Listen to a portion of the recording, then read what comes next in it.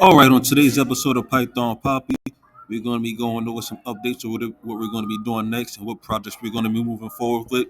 Now that our website is up and running, AI Media Studio, I'm just going to give you a few updates on what we are going to be doing next to further future-proof the Python Papi and future-proof AI Media Studio.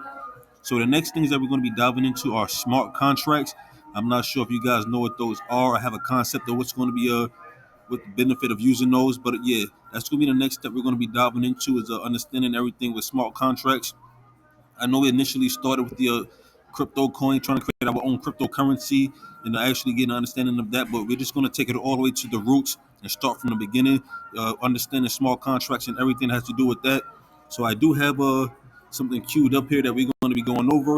And this is going to be something that we're going to be going over for the next few months. So this is going to be our introduction to smart contracts. This course will enable us to be able to develop smart contracts in Viper, the Pythonic smart contract blockchain language. We're going to be able to interact with smart contracts in Python and Viper. We're going to work with AI tools to speed up our development.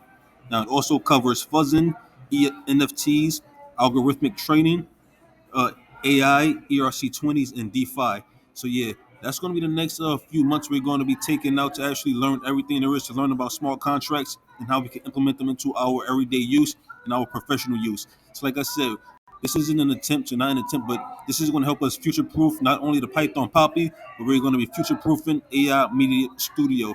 But of course, I will keep you posted every step of the way as we move forward. For now, this is the Python Poppy.